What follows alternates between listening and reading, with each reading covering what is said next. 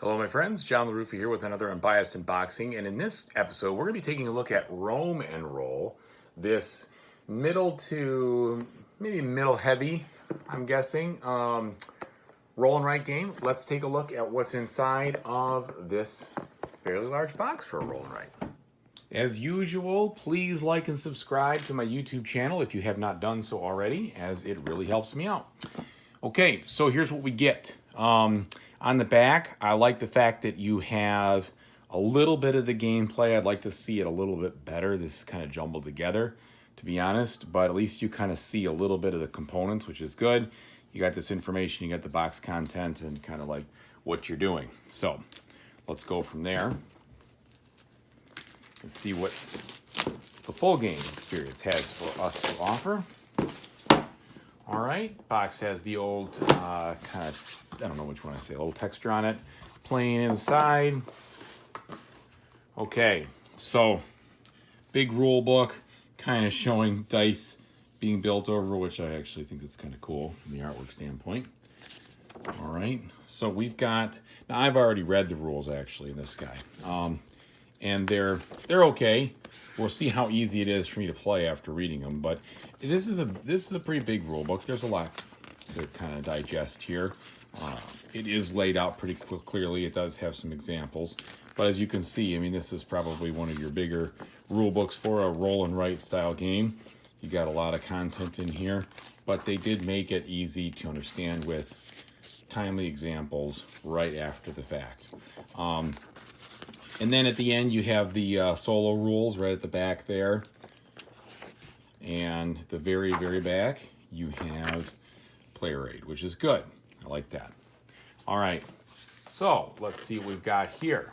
Here's our boards. These are glossy for the old roll and write style. So we need to make sure that, you know, we are able to erase what we've got.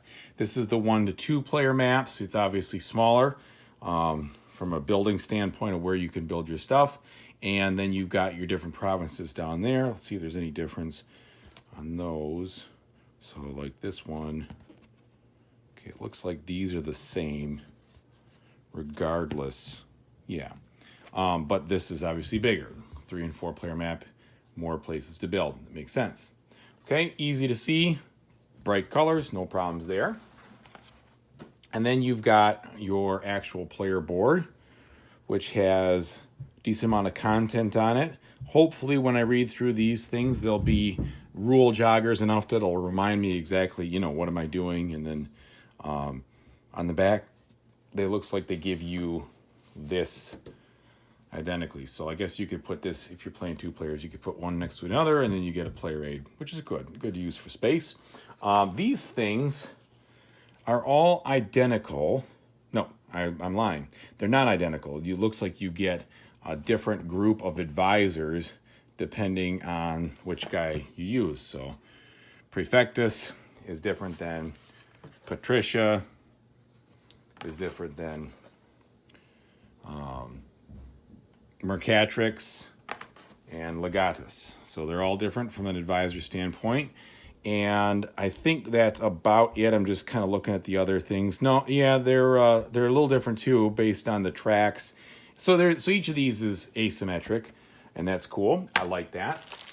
Wow, these are some big dice. Okay, so these dice are the same size as the dice you get in Star Wars Destiny. These are some chunk masters here, so they're obviously pretty blocky, pretty big. You can see that.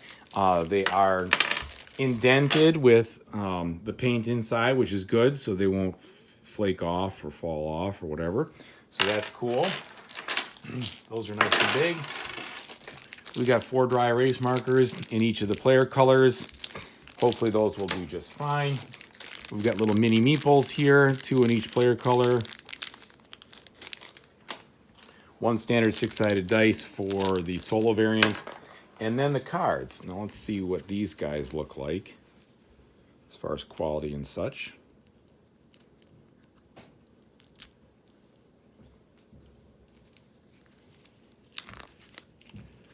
Okay. So These have a little bit of texture on them, as you can see here. They're on the thin side, though, so you're not talking about big cards. These are kind of a little bit thin.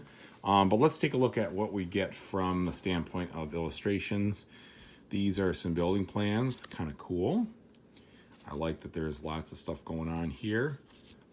The artwork looks good, too. Okay, that's cool. So each of these buildings does different things. It's not just build it and get points. So that'll be fun to explore.